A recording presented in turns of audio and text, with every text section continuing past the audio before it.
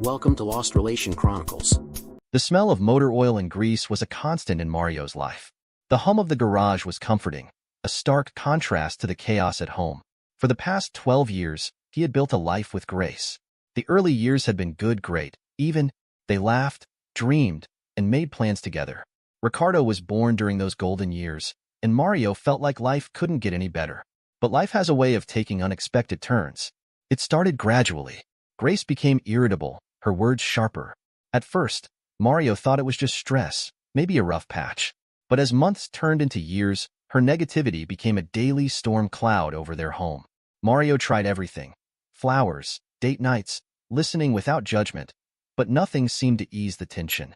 She would lash out over the smallest things: a tool left on the kitchen counter, a late return from the garage, or even Ricardo's playful messes. "Do you even care about this family, Mario?" she'd yell, her voice echoing through the house. Mario endured her words in silence most of the time. He didn't want Ricardo to see them fighting. Instead, he poured his love and energy into his son. Ricardo was his light, a reminder of better days. They'd spend hours tinkering with Mario's old truck, playing soccer in the backyard, or just talking about life. Ricardo adored his father and often asked him, "Dad, why is Mom so mad all the time?" Mario never had an answer. The situation took a serious turn last year when Grace fainted in the kitchen. Mario rushed her to the hospital, heart pounding in fear. After hours of tests, the doctor delivered grim news. Grace had developed a heart condition. The doctor explained that stress and negativity were major contributors and urged Grace to adopt a more positive outlook. "It's not just about medication, Mrs. Gonzalez," the doctor said firmly. "You need to make lifestyle changes, both physically and mentally. Let go of the negativity. It's harming your heart and your family." For a moment, Mario saw a flicker of vulnerability in Grace's eyes. She nodded quietly, but as the weeks passed, little changed. She would try. Mario could see that, but her anger and frustration always bubbled back to the surface. Mario tried to help her, encouraging her to find hobbies, see a counselor, or even join him and Ricardo for their backyard games. But Grace seemed trapped in her own cycle of resentment. Mario often found himself alone in the garage late at night, staring at an old photo of the three of them from a happier time. Ricardo was just a toddler in the picture, his tiny hands clutching Mario's shirt as Grace laughed beside them. That laughter felt like a lifetime ago. He loved Grace, he truly did, but he couldn't deny the toll her negativity was taking on their family. There were moments when he felt helpless, caught between his love for his wife and the need to protect Ricardo from the toxicity at home. He worried about how this environment would shape his son. One evening, as Mario tucked Ricardo into bed, his son looked up at him with wide, innocent eyes. "Dad," Ricardo whispered, "do you think Mom will ever be happy again?" Mario's chest tightened. He forced a smile and kissed Ricardo's forehead. "I hope so, Mijo. I really hope so." But deep down, Mario wasn't sure. He could fix engines, rebuild transmissions, and diagnose the trickiest car problems, but he didn't know how to fix Grace, or if she even wanted to be fixed. All he knew was that he had to keep going, for Ricardo's sake. He'd keep showing up at the garage, finding solace in the rhythm of his work, and he'd keep being the father Ricardo needed. But as for Grace, Mario could only pray that one day, she'd choose to let go of her anger and embrace the love that still surrounded her. Doctor called Mario a week later for discussing Grace's condition. "Her condition is a bit more serious than what we think. She needs to start taking extra care, and you need to make sure that she does not get sudden shocks that may be fatal for her. Exactly why I asked you to come alone for her reports." Mario had barely settled into his routine after the doctor's grim warning about Grace's heart condition. The weight of her fragile health and the doctor's advice to avoid shocking her hung heavy on his mind. As he drove home that evening, he rehearsed how he would approach Grace with kindness, hoping they could find a way to navigate her condition together. The sun was setting as he pulled into the driveway. The house was unusually quiet when he stepped inside, but the living room lights were on. Grace was sitting on the couch, her posture stiff. Across from her, with a smug expression on his face, sat Jose, Mario's boss. Mario frowned, sensing something was off. "Grace? Jose, what's going on?" Grace stood up, crossing her arms as if preparing for battle. Her voice was sharp but steady. "Mario, sit down. We need to talk." Mario didn't sit. He felt his chest tighten. "What's this about?" Grace took a deep breath, her expression hardening. "I filed for divorce. I'm leaving you." The words hit Mario like a freight train. He blinked, trying to process what she had just said. What? I'm leaving you, Mario, she repeated, her tone cold and resolute. I've been seeing Jose for a while now. He's financially stable, successful, and he can give me the life I deserve. Also, he is better than you in bed. Mario stared at her, stunned into silence. Jose leaned back in the chair, his lips curling into a smirk.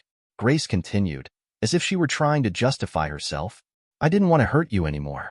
That's why I'm telling you now, so you can move on. Mario's shock quickly morphed into a simmering anger. He chuckled bitterly, shaking his head. You didn't want to hurt me anymore? Well, Grace, that's real noble of you. You're practically a saint. Maybe the Vatican should canonize you. Grace glared at him, her expression darkening. Don't be sarcastic, Mario. I'm trying to do this the right way. Mario's gaze shifted to Jose, who was leaning forward now, as if eager to see how Mario would react. Mario smiled, a sharp, humorless grin. Jose, congratulations, man. You're getting a real gem here. Good luck. You're going to need it. Jose opened his mouth to speak, but Mario raised a hand, cutting him off. He turned back to Grace, his tone now icy and deliberate. You want to marry Jose? Fine. But here's the deal. No alimony. And I get full custody of Ricardo. No negotiations. Grace's eyes widened, and for a moment, she hesitated. Full custody? Yes, Mario said firmly. You want a new life with Jose? Go ahead. But Ricardo stays with me. You're the one walking out on this family. You don't get to drag him into your mess. Mario sat across from his lawyer, frustration etched on his face. She wants alimony and custody of Ricardo, he said, his voice tinged with disbelief. She cheats on me, tears apart our family, and now she wants to take my son? Over my dead body. His lawyer, a seasoned professional named Sarah, nodded sympathetically. We'll fight this, Mario. The court doesn't look kindly on infidelity, especially when it's openly admitted. But we need to prepare for a long battle. Mario clenched his fists. He didn't care about Grace anymore, not after everything she'd done. But Ricardo? That was different. Ricardo was his world, and Mario would do whatever it took to protect him. The courtroom battles began shortly after. Grace was relentless, insisting on alimony and custody of Ricardo. Mario, on the other hand, wasn't going to make this easy. He filed motions to delay the proceedings and requested marriage counseling as a last-ditch effort.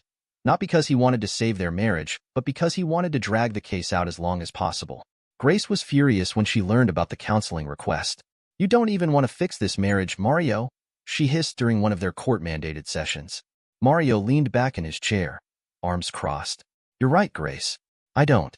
But the court thinks we should try, so here we are. Maybe it's time you took responsibility for your actions instead of running away to Jose. The counselor, a calm woman named Dr. Patel, tried to mediate. Grace, this is a safe space. If there's anything you'd like to share, now is the time. Grace hesitated, her gaze darting between Mario and Dr. Patel. Finally, she blurted out, I'm cheating on him, okay? I've been with Jose for months, and I don't regret it. Mario and I are over. Mario's heart clenched, not because of the revelation. It wasn't news to him, but because of the callousness in her voice. Dr. Patel nodded solemnly, jotting down notes. Thank you for your honesty, Grace. I'll include this in my report to the court. Grace's face paled. Wait, you're telling the judge? Dr. Patel nodded. I'm required to submit an unbiased report based on these sessions. The judge will review it as part of the case. Mario fought the urge to smirk. This was exactly the kind of ammunition he needed. The judge, a stern man with a deep voice, looked down at Grace from his bench. Mrs. Gonzalez, I've reviewed the counseling report. Admitting to infidelity while seeking custody and financial support does not paint you in the best light.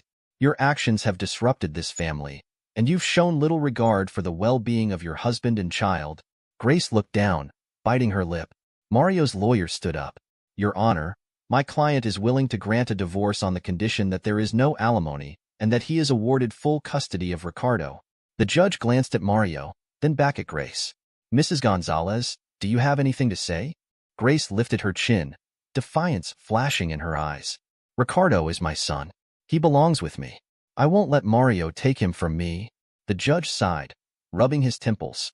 Mr. Gonzalez, while I sympathize with your position, family law prioritizes the child's relationship with their mother unless there is overwhelming evidence to suggest otherwise.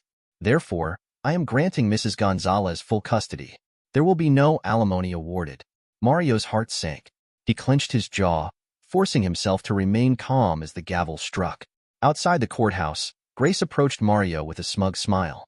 Guess you didn't get what you wanted, did you? Mario turned to her, his expression calm but his voice steady with resolve. No, Grace, I didn't. But remember this, you might have Ricardo now, but you'll never be able to take my love for him away. And when he grows up and sees who we both really are, he'll know the truth. Grace faltered for a moment before walking away with Jose, who had been waiting by the steps. Mario stood there, watching them leave, his mind already racing with plans. He might have lost the battle, but the war wasn't over. He would be there for Ricardo, no matter what it took. It had been a week since Grace and Jose returned from their honeymoon in Hawaii. Mario knew this day would come, the day he'd have to drop Ricardo off at their house for his first visit. The thought gnawed at him, not because he wanted Grace back, but because he couldn't shake the feeling that Ricardo deserved better. A week after the divorce was final, Grace married Jose and moved in with Ricardo in Jose's house. She left for her honeymoon and left Ricardo with Mario. A week later, the drive to their house was quiet. Ricardo sat in the back seat, holding his favorite action figure. Mario glanced at him through the rearview mirror, his heart heavy. Mario drove up to Grace and Jose's new house, a pristine suburban mansion with a freshly mowed lawn that screamed of new beginnings. Mario turned to him with a soft smile. Stay in the car, champ. I won't be long, he said, ruffling Ricardo's hair. Okay, Dad, Ricardo replied, nodding obediently. Mario took a deep breath, stepping out of the car and walking up the driveway. The weight of everything Grace had put him through sat heavy on his chest, but he wasn't here to argue. He was here to finish things his way. Grace opened the door before he could knock. She looked different, happier, maybe, with an air of smugness that Mario couldn't ignore. You're late, she said curtly, glancing past him. Where's Ricardo? In the car, Mario said, his voice steady. I needed to talk to you first. Grace frowned. What is it, Mario? I don't have all day. Mario reached into his jacket pocket and pulled out a crumpled lottery ticket, holding it up for her to see. Remember the night you told me about Jose? When you said you were leaving me? I bought this lottery ticket on the way home. Grace crossed her arms, rolling her eyes. So? You're here to tell me you've started gambling now? How typical. Mario ignored the jab, a smirk tugging at the corner of his lips. It's not just any ticket, Grace. This one is special. Go on, check it. Grace narrowed her eyes, snatching the ticket from his hand. She looked at the numbers printed on it and quickly pulled out her phone. Her fingers flew across the screen as she searched for the winning numbers. Mario stood there, hands in his pockets, watching her expression change. First, confusion, then disbelief, finally, shock. She looked up at him, her voice trembling. This is the winning ticket. $40 million. Mario's smile widened, his voice laced with calm sarcasm. Yep. Collected the money last week. Grace's eyes widened, and for a moment, her voice softened. Mario, you didn't tell me? We could have. Could have what? Mario interrupted, his tone cutting like a blade. Split it? Shared it? Sorry, Grace, I had a better idea. I donated every single penny to the Red Cross. Grace froze, her mouth opening and closing as she struggled to find words. You donated it? Are you insane? You could have. Kept it and had to give you half? Mario finished for her, his voice calm but sharp. No thanks. I'd rather see that money do some good than let you or Jose touch a dime of it. Her face drained of color. You're bluffing. You didn't actually. Mario leaned in slightly, his voice barely above a whisper. Check with the Red Cross. They'll confirm it for you. Grace's breathing grew shallow, her hand gripping the doorframe for support. You're lying. Tell me you're lying. Mario tilted his head, his smile unwavering. Believe what you want, Grace. It's done. Now, if you'll excuse me, I've got a son to take care of. Grace's face twisted in panic. She took a shaky step back, clutching her chest. She began. But her voice faltered as her knees buckled. Mario watched her crumble, collapsing onto the floor in a heap. For a moment, he stood there, his face unreadable. Then he turned and walked away, leaving the ticket fluttering on the doorstep. As he reached the car, Ricardo looked up at him, concern in his young eyes. Dad, is everything okay? Mario smiled warmly, opening the car door and sliding into the driver's seat. Yeah, champ. Everything's fine. Let's go home. He started the car, pulling out of the driveway without a backward glance. The phone rang that evening as Mario was finishing dinner with Ricardo. The sound startled him out of his thoughts, but when he saw the caller ID, Grace's father, he knew it wasn't going to be good news. Mario, the older man's voice trembled, barely holding itself together. It's Grace. She's gone. Mario froze, his fork hovering midair. What do you mean, gone? She had a massive stroke. It happened earlier this evening, Grace's father said, his voice breaking. The doctors couldn't save her. Mario put the fork down, leaning back in his chair. A strange mixture of shock and detachment washed over him. I'm sorry to hear that, he said carefully, unsure of what else to say. There was a pause, and then Grace's father asked, Mario, did you say anything to her? Anything that might have upset her? Mario raised an eyebrow, surprised by the accusation. What? No, I didn't say anything that would have upset her. She told me you were there earlier to drop Ricardo off. Did you argue with her? Grace's father pressed. Mario sighed, gripping the phone tightly. Look, she wanted me to take Ricardo back with me for another week because she said she wanted more time with Jose. I reminded her about her heart condition, the doctor's warnings, everything. She didn't want to hear it. And Jose? Grace's father asked, his tone laced with frustration. I tried to talk to him about it, Mario replied, but he wasn't interested in hearing anything from me.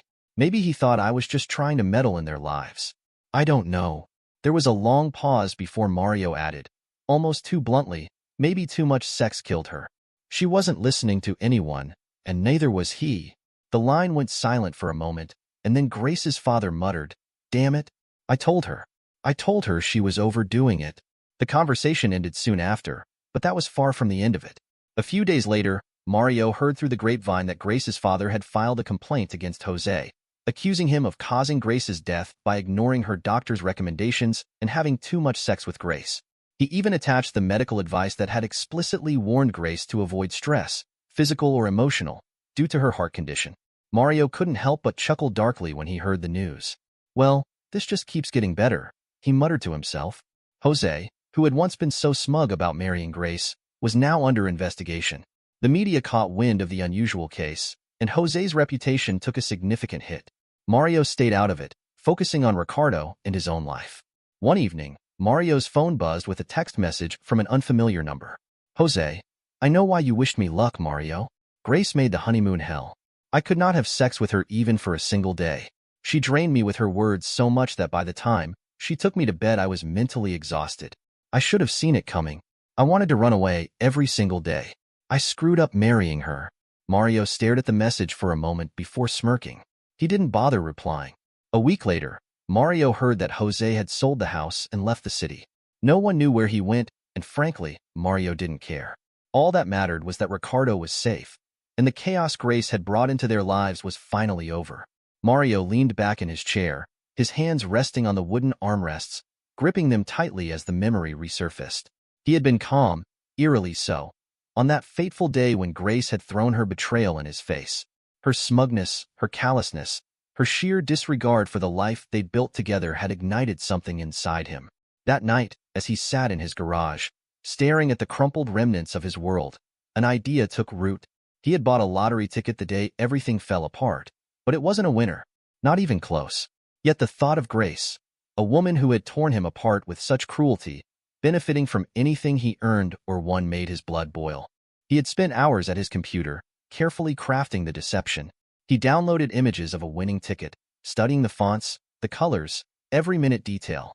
Using Photoshop, he meticulously altered his own ticket to match the winning numbers.